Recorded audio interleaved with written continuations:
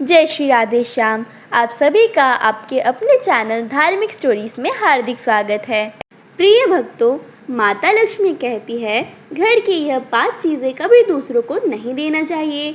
हमारे हाथ से दान में दिए गए इन 5 वस्तुओं से हमें भयंकर आपत्ति का सामना करना पड़ सकता है। तो चलिए, आज हम आपको माँ लक्ष्मी द्वारा सुनाई गई एक प्राचीन कथा सुनाते हैं।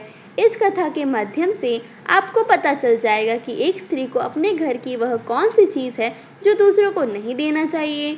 जो भी स्त्री यह चीज़ें दूसरों को दे देती है, माँ लक्ष्मी उसके घर को छोड़कर चली जाती है। इसीलिए श्रोताओं, आप इस कथा को पूरा ज़रूर सुने, क्योंकि आधा अधूरा ज्ञान विष के समान घातक होता है। जो भी इस कथा को पूरा सुनता है, माँ लक्ष्मी उसकी झोली खुशियों से भर देती है। तो चलिए, बिना देरी किए आपको वह प्राचीन कथा सुनाते हैं। श्रोताओं, पूर्व काल की बात है। मध्य देश में एक अत्यंत शोभायमान नगरी थी। उस नगरी में एक सुकन्या नाम की स्त्री अपने पति और सास ससुर के साथ निवास करती थी। सुकन्या एक पतिव्रता नारी थी, जो सत्य धर्म का पालन करने में तत्पर और गृह कार्य में दक्ष थी। सुकन्या का स्वभाव अत्यंत दयालु था। वह सदैव दूसरों की सहायता किया करती थी। सुकन्या का पति संजय एक वैश्य था। उसकी अनाज की एक दुकान थी। वह बाजार में लोगों की ज़रूरत की चीज़ें बेचा करता था। सुकन्या अपने पति से अधिक प्रेम करती थी। वह अपने पति को ही परमेश्वर मानकर उसकी सेवा करती थी। सुकन्या नित्य पति से पहले जागती थी, अपने घर का आंगन को स्वच्छ करती थी, फिर रंगोली बनाकर आंगन की सजावट करती थी। उसके बाद वह अपने घर को स्वच्छ करती, फिर स्नान आदि कार्य संपन्न करके वह तुलसी को जल देती थी और देवी देवताओं का पूजन करती थी। इस प्रकार से वह रोज़ अपने नित्य कर्म करती थी। सुकन्या ने कभी किसी का अनादर नहीं किया। वह सभी के साथ मधुर वाणी में बातें करती थी। सभी लोग सुकन्या को देखकर कहने लगे थे कि यह तो साक्षात लक्ष्मी के समान गुणों वाली स्त्री है। यह अपने परिवार का कितने अच्छे से ख्याल रखती है। इसके अलावा सुकन्या दान धर्म करते समय कभी अपने हाथ को पीछे नहीं खींचती थी। उसके द्वार पर जो भी याचक आता, वह उसे दान दिए बगैर नहीं भेजती थी। उसके द्वार से कोई खाली हाथ नहीं जाता था। जो भी भूखा उसके द्वार पर आता, तो वह भरपेट भोजन करके ही लौटता था, जिससे उसके द्वार पर आए हुए सभी याचक अत्यंत प्रसन्न होकर उसे आशीर्वाद देकर लौट जाते थे। इतना ही नहीं, सुकन्या अपने पड़ोसियों की भी सहायता करती थी। उसके पड़ोस में जो भी गरीब और दुखी लोग रहते थे, उन्हें भी वह नित्य भोजन दिया करती थी। पड़ोसियों को जो जो चीज़ें लगती, सुकन्या बिना विचार किए ही दे दिया करती थी, जिस कारण से सुकन्या के पड़ोसी भी उसका बहुत अधिक सम्मान करते थे। वे कहते थे, यह सुकन्या तो साक्षात देवी है। साक्षात माँ अन्नपूर्णा ने ही सुकन्या के रूप में जन्म लिया है। लोग जब भी सुकन्या की प्रशंसा करते, तो वे सभी उसके विषय में अच्छी बातें ही कहते। लेकिन लोगों की बातें सुनकर भी सुकन्या ने कभी घमंड नहीं किया। वह उन सभी को आदर और सम्मान से ही बातें किया करती थी। फिर एक दिन की बात है, सुकन्या के घर एक पड़ोसन आई। सुकन्या उसका स्वागत करती है और बड़े प्रेम से उससे कहती है, हे बहन, हमारे घर में तुम्हारा स्वागत है। आज किस कारण से तुम्हारी मेरे घर पर आगमन हुआ है? यदि कोई वस्तु चाहिए तो मुझसे मांग लो, मैं तुम्हारी अवश्य मदद करूंगी। सुकन्या की पड़ोसन कहती है, हे सुकन्या बहन, आज मेरे घर पर बहुत से रिश्तेदार आए हैं। उनके लिए मैं भोजन बना रही हूँ, इसीलिए मैं तुम्हारे पास रोटी बनाने के लिए चकला बेलन और तवा मांगने आई हूँ। यदि तुम कुछ समय के लिए मुझे चकला बेलन और तवा दे दोगी तो बड़ी कृपा होगी। मैं काम हो जाने के बाद तुम्हें जल्दी ही लौटा दूंगी। सुकन्या कहती है, हे बहन, इसमें क्या बड़ी बात है? अभी मुझे चकला बेलन की आवश्यकता नहीं है, इसीलिए तुम मेरा चकला बेलन और तवा ले जा सकती हो। रुको, मैं अभी तुम्हारे लिए लेकर आती हूँ। फिर सुकन्या रसोई घर में जाती है और रसोई घर से चकला बेलन और तवा लाकर उस पड़ोसन को दे देती है। तब पड़ोसन कहती है, हे बहन, तुम्हारा बहुत बहुत धन्यवाद। आज तुमने मेरा काम सफल कर दिया है। मैं अपने मेहमानों को भोजन कराकर तुम्हारा चकला बेलन जल्दी से लौटा देती हूँ। सुकन्या कहती है, हे बहन, चिंता की कोई बात नहीं है। जब तुम्हारा कार्य पूर्ण हो जाएगा तब तुम मुझे लौटा देना। फिर वह पड़ोसन सुकन्या का चकला बेलन और तवा लेकर चली जाती है कुछ समय बाद अन्य एक स्त्री सुकन्या के घर आती है। सुकन्या उसका भी प्रेम से स्वागत करती है और पूछती है, पधारो बहन, आज तुम्हें मुझसे क्या काम है? संकोच ना करो और बताओ, तुम्हें मुझसे क्या चाहिए? मैं तुम्हारी मदद ज़रूर करूँगी। सुकन्या बहन, मेरे घर में बहुत गंदगी हो गई है और आज सुबह ही मेरा झाड़ू मेरे बेटे ने खेलते समय तोड़ दिया, इसीलिए मुझे तुम्हारा झाड़ू चाहिए था, क्योंकि मेरे घर को साफ़ करने के लिए मेरे पास कुछ भी नहीं है, इसलिए मैं तुम्हारे पास झाड़ू मांगने के लिए आई हूँ। यदि तुम्हें कोई समस्या ना हो तो कृपा करके मुझे अपने घर की झाड़ू दे दो, मैं अपना घर साफ करके तुम्हें झाड़ू वापस लौटा दूंगी। सुकन्या बिना विचार किए कहती है, हे बहन, बस झाड़ू ही तो है, इसमें क्या समस्या हो सकती है? तुम रुको, अभी मैं तुम्हें अपने घर की झाड़ू लाकर देती हूँ। इतना कहकर सुकन्या घर के अंदर जाती है और झाड़ू लेकर आती है और उस स्त्री को दे देती है। वह स्त्री सुकन्या के घर की झाड़ू लेकर चली जाती है। फिर कुछ देर बाद अन्य एक स्त्री सुकन्या के घर पर आती है। सुकन्या उसका भी बड़े प्रेम से स्वागत करती है। सुकन्या कहती है, पधारो बहन, क्या बात है, आज मेरे घर पर किस कारण से आना हुआ? तुम्हें जो कुछ भी चाहिए निसंकोच होकर कहो, मैं तुम्हारी सहायता करने का प्रयास अवश्य करूंगी।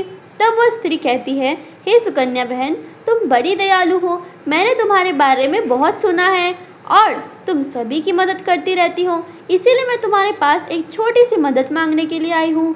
सुकन्या कहती है, हे बहन, संकोच ना करो, तुम्हें जो कुछ भी चाहिए मांग लो, यदि मेरे बस में होगा तो मैं मना नहीं करूँगी, मैं तुम्हारी सहायता अवश्य करूँगी। तब वह स्त्री कहती है, हे सुकन्या बहन, आज मेरी बेटी को देखने के लिए लड़के वाले आ रहे हैं, इसीलिए मैं चिंता में हूँ। मेरे पास पहनने के लिए एक भी गहना नहीं है, तो मैं अपनी बेटी को क्या दूँ? उसके पास पहनने के लिए अच्छे वस्त्र भी नहीं है, इसीलिए कृपा करके मुझे अब थोड़े गहने और वस्त्र उधार में दे दीजिए, केवल एक ही दिन के लिए। जब लड़के वाले देख कर चले जाएंगे तो मैं तुम्हारे गहने लौटा दूंगी। उस पड़ोसन की बात सुनकर सुकन्या कहती है, बस इतनी सी बात है बहन, तुम चिंता मत करो, तुम्हारी पुत्री मेरी छोटी बहन के जैसे है, उसकी सहायता मैं अवश्य करूंगी। मैं अभी तुम्हें मेरे गहने और साड़ी देती हूँ, जिसे पहनकर तुम्हारी पुत्री राजकुमारी लगेगी। फिर सुकन्या अंदर जाती है, गहने और साड़ी लेकर आती है और उस पड़ोसन को दे देती है। वह पड़ोसन प्रसन्न होकर सुकन्या के गहने और साड़ी लेकर चली जाती है। फिर शाम हो जाती है और अन्य एक पड़ोसन सुकन्या के घर पर आती है। सुकन्या उसका भी बड़े प्रेम से स्वागत करती है और कहती है, पधारो बहन, आज किस कारण से मेरे घर पर आना हुआ? बताओ, मैं तुम्हारी किस प्रकार से सहायता कर सकती हूँ? तुम्हें जो कुछ भी चाहिए निसंकोच होकर कहो, मैं तुम्हारी मदद ज़रूर करूँगी। वह पड़ोसन कहती है, हे सुकन्या बहन, तुम बड़ी दयालु हो और तुम सभी की मदद करती हो, इसलिए मैं तुम्हारे पास आई हूँ। मेरा बच्चा भूखा है और उसे पिलाने के लिए दूध नहीं है, इसीलिए मैं तुम्हारे पास दूध मांगने के लिए आई थी। अगर थोड़ा सा दूध मिल जाता तो बड़ी कृपा होती। सुकन्या कहती है, अरे बहन, इसमें कौन सी बड़ी बात है, लो अभी मैं तुम्हें दूध दे देती हूँ। सुकन्या रसोई घर में जाती है और थोड़ा सा दूध लेकर आती है और उस पड़ोसन को दे देती है। वह पड़ोसन प्रसन्नता से उस दूध को लेकर चली जाती है। इस प्रकार से सुकन्या अपने सभी पड़ोसियों की मदद कर देती है और प्रसन्न होकर घर का काम करने में लग जाती है। फिर रात होती है, उसका पति घर लौट आता है। सुकन्या अपने पति को प्रणाम करती है और उसकी खूब सेवा करती है। रात को दोनों पति पत्नी आनंद से सो जाते हैं। फिर दूसरे दिन वे जागते हैं तो उन्हें एक बहुत ही बुरी खबर कानों पर पड़ती है। एक आदमी दौड़ता हुआ सुकन्या के घर पर आता है और सुकन्या के पति से कहता है, हे भाई, कल रात को किसी ने आपकी दुकान लूट ली, सारा सामान गायब है। सुकन्या का पति एकदम से घबरा जाता है और दौड़ता हुआ अपनी दुकान पर जाता है तो देखता है उसका सारा सामान किसी ने लूट लिया है। वह देखता है कि उसके दुकान में रखा हुआ सारा धन भी चोरी हो चुका है। वह दुखी और निराश होकर घर पर लौटता है और सुकन्या को सारी बात बता देता है, जिसे सुनकर सुकन्या बहुत दुखी हो जाती है। सुकन्या कहती है, आप चिंता ना कीजिए, हमारे घर में अभी बहुत सारा धन रखा हुआ है, जिससे आप फिर से व्यापार शुरू कर सकते हैं। फिर सुकन्या अपने घर की तिजोरी में देखती है तो वह भी पूरी तरह खाली दिखाई देती है। उसके अंदर का भी सारा सामान अब चोरी हो चुका था। यह देखकर सुकन्या बहुत दुखी हो जाती है। उसे समझ में नहीं आता कि यह कैसे हुआ। सुकन्या का पति उस पर बहुत क्रोधित हो जाता है और पूछता है, सुकन्या सच बताओ, हमारे घर के अंदर रखा हुआ सारा पैसा कहाँ गया? सुकन्या कहती है, हे स्वामी, मैं घर पर ही थी, सारा धन तिजोरी में ही था, किसी ने इसे चुरा लिया पता नहीं, कृपया आप शांत हो जाए, हम कोई ना कोई उपाय ज़रूर ढूंढ लेंगे। सुकन्या का पति कहता है, यह जो तुम दूसरे लोगों को घर पर बुलाकर खिलाती हो, अनजाने लोग को घर में बुलाती हो, उसी का फल है। तुम्हारी मूर्खता के कारण आज मुझे यह दिन देखना पड़ रहा है। हर समय किसी न किसी को दान देती रहती हो, यह उनमें से ही किसी ने हमारे घर का सारा पैसा चुरा लिया। क्रोध में आकर सुकन्या का पति उसे भला बुरा कहता है। सुकन्या की सास भी उसे बहुत कोसती है और कहती है, तुम ही इन पड़ोसियों को घर की चीज़ें देती रहती हो, बिना सोचे किसी की भी मदद मत करो, उन्हीं में से किसी ने सारा पैसा चुरा लिया है। घर के सभी लोग सुकन्या को भला बुरा कहने लगते हैं। फिर सुकन्या अपने पति को दिलासा देते हुए कहती है, हे नाथ, मैंने मेरे कुछ गहने हमारे पड़ोसन को दिए हैं, मैं उसके पास से गहने लेकर वापस आती हूँ। फिर सुकन्या उस गरीब पड़ोसन के घर पर जाती है तो देखती है उसके घर पर कोई नहीं होता है। वह स्त्री भी घर छोड़कर सुकन्या के गहने लेकर भाग गई होती है। सुकन्या निराश होकर घर पर लौटती है और अपने पति को सारी बात बता देती है। सुकन्या की बात सुनकर उसका पति आग बबूला हो जाता है और सुकन्या को भला बुरा कहने लगता है। सुकन्या का पति कहता है, तुम्हारी मूर्ख के कारण आज मुझे यह दिन देखना पड़ रहा है। हर समय किसी न किसी को दान देती रहती हो, यह उन्हीं में से किसी ने हमारे घर का सारा पैसा चुरा लिया है। सुकन्या, तुम बड़ी मूर्ख हो, तुम्हारे ही कारण हमारा सारा धन वैभव चला गया है। तुम्हारे दान देने की आदत के कारण ही हमारे ऊपर यह मुसीबत आन पड़ी थी। अब तू इस घर में नहीं रह सकती, तू अभी इसी क्षण इस घर को छोड़कर चली जा। सुकन्या कहती है, हे नाथ, आपके सिवा मेरा इस दुनिया में कोई नहीं है, मैं आपको छोड़कर कहाँ जाऊँ। सुकन्या अपने पति को हाथ जोड़कर विनती करने लगती है।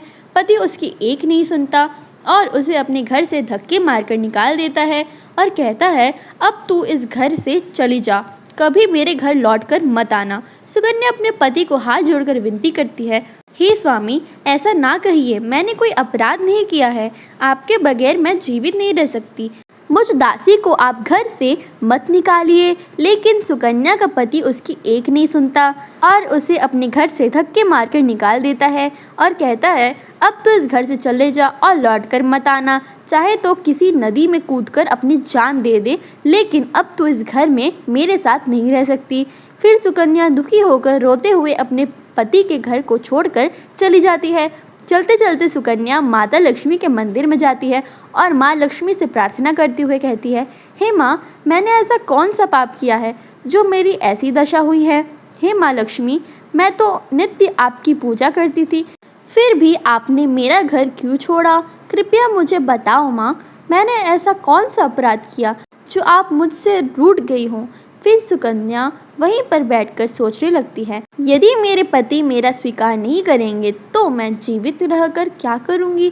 यदि मेरे ही कारण मेरे पति को दुर्दशा हुई है तो मुझे जीवित रहने का कोई अधिकार नहीं है। इतना सोचकर सुकन्या अपने प्राण देने के लिए नदी की तरफ जाने लगती है। नदी के पास जाकर सुकन्या माता लक्ष्मी से प्रार्थना करती है, हे माँ लक्ष्मी, अब मैं अपने प्राण देने जा रही हूँ, यदि मेरे द्वारा तुम्हारी पूजा में कोई कमी रह गई हो तो मुझे माफ़ करो, मैं अपने पति के बगैर जीवित नहीं रह सकती, इसीलिए अब मैं इस नदी में कूदकर अपने प्राण दे दूंगी। इतना कहकर सुकन्या नदी में कूदने ही वाली होती है कि साक्षात माँ उस स्थान पर प्रकट हो जाती है। माता लक्ष्मी सुकन्या से कहती है, रुक जाओ सुकन्या, तुम यह क्या कर रही हो? तभी सुकन्या आंखें खोलकर देखती है कि साक्षात माँ लक्ष्मी उसके सामने खड़ी है। तभी सुकन्या हाथ जोड़कर उन्हें नमस्कार करती है। माँ लक्ष्मी के दर्शन करके बहुत प्रसन्न हो जाती है और कहती है, हे माँ, मुझे क्षमा करो, मैं बहुत बड़ा पाप करने जा रही थी। माँ लक्ष्मी कहती है, हे सुकन्या, मनुष्य को स्वयं अपने प्राण नहीं लेने चाहिए, चाहे कितनी भी बड़ी मुसीबत सामने हो। आत्महत्या करना और किसी को उसे करने के लिए उकसाना दोनों भी बहुत बड़े महापाप है, इस पाप से मुक्ति आपको नर्क लोक की कठोर से कठोर सजा पाकर ही मिलती है। आपको ईश्वर ने जो शरीर प्रदान किया है उसे ऐसे नष्ट नहीं करना चाहिए। सुकन्या कहती है, हे माँ, मैं विवश हूँ। मेरे पति ने मेरा त्याग किया है। मेरे ही कारण मेरे घर का सब कुछ लुट गया है, इसीलिए मेरे पति ने मुझे छोड़ दिया है। पर मैं अपने पति को छोड़कर जीवित नहीं रह पाऊंगी। इसी कारण से मैं विवश होकर अपने प्राण देने जा रही थी। हे सुकन्या, मैं सब कुछ जानती हूँ और यह भी जानती हूँ कि तुम्हारे पति ने तुम्हारा त्याग क्यों किया है। यह सब तुम्हारी ही भूल के कारण हुआ है। तुमने अनजाने में कुछ ऐसे चीज़ों का दान किया था जिस कारण से मुझे तुम्हारे घर छोड़कर जाना पड़ा। जो भी स्त्री अपने घर की इन चीज़ों को दूसरों को दे देती है, उनके घर में मेरा वास नहीं होता है। मैं उन वस्तुओं के साथ ही उनके घर छोड़कर चली जाती हूँ। हे माँ, ऐसी वह कौन सी वस्तुएं हैं? कृपया आप मुझे बताएं। मैंने कौन सी वस्तु का दान किया था जिस कारण से आपने मेरे घर का त्याग किया है? देवी लक्ष्मी कहती है, हे पुत्री, अब तुम ध्यान से सुनो। मैं तुम्हें उन चीज़ों के बारे में बताती हूँ जो किसी भी स्त्री को दूसरों को नहीं देना चाहिए। इन चीज़ों का दान करने पर मैं उस घर को छोड़कर चली जाती हूँ। हे सुकन्या, तुम्हारी सबसे पहली भूल थी कि तुम्हारे घर का चकला, बेलन और तवा दान कर दिया था। किसी भी दूसरी स्त्री को अपने घर का चकला, बेलन और तवा कभी नहीं देना चाहिए। रसोई घर में इन वस्तुओं का महत्व सबसे अधिक होता है। आपके घर में इन वस्तुओं की पवित्रता सदैव ही बनी रहनी चाहिए। इन्हीं वस्तुओं से आपकी पूजा घर के भगवान के लिए प्रसाद बनाया जाता है, इसीलिए इन वस्तुओं को हमेशा स्वच्छ और शुद्ध रखना चाहिए। दूसरों को देने पर यह अपवित्र हो सकते हैं और फिर इनका उपयोग करना अशुभ फल प्रदान करता है। हे सुकन्या, तुमने अपने रसोई घर की चाकला, बेलन और तवा अपनी पड़ोसन को देकर पहले बड़ी भूल कर दी है, जिस कारण तुम दरिद्रता का भागी बन गई हो। सुकन्या, अब तुम दूसरी वस्तु के विषय में सुनो। तुमने अपनी पड़ोसन को अपने घर में रखी हुई झाड़ू दे दी, जिस वस्तु में मेरा सदैव वास होता है। जो वस्तु मुझे सबसे अधिक प्रिय है, तुमने उसे ही दूसरों को दे दिया, तो फिर मैं तुम्हारे घर में कैसे ठहरती? जो स्त्री अपने घर की झाड़ू दूसरों को दे देती है, मैं उसके घर को त्याग देती हूँ। इसी कारण तुम्हारे पति की दुकान चोर लूट गई। झाड़ू से घर की स्वच्छता की जाती है और जहाँ पर स्वच्छता होती है उसी स्थान पर मेरा वास होता है। ध्यान में रखना, घर में झाड़ू को हमेशा छिपा कर रखना चाहिए। झाड़ू पर बाहरी व्यक्ति की दृष्टि भी नहीं पड़नी चाहिए। झाड़ू एक अत्यंत पवित्र वस्तु है। इसे पैर नहीं लगाना चाहिए और इससे कभी विष्ठा आदि प्रकार की गंदगी भी साफ नहीं करनी चाहिए। माँ लक्ष्मी कहती है, हे सुकन्या, अब तुम तीसरी सफ़ेद रंग की वस्तुओं के विषय में सुनो, जो एक स्त्री को दूसरी स्त्रियों को कभी भी नहीं देनी चाहिए। वह है संध्या के समय घर पर नमक, आटा और दूध तथा दही। ऐसा करने से घर में अनाज की कमी पड़ती है। ऐसा करने से घर में दरिद्रता छाई रहती है। अब सुनो तुम्हारी चौथी सबसे बड़ी भूल। खुद के आभूषण भी किसी दूसरे स्त्री को पहनने के लिए नहीं देना चाहिए। एक स्त्री को अपने आभूषण कभी अन्य महिला को नहीं देने चाहिए। स्त्री के 16 श्रृंगार में गहनों का बहुत अधिक महत्व होता है।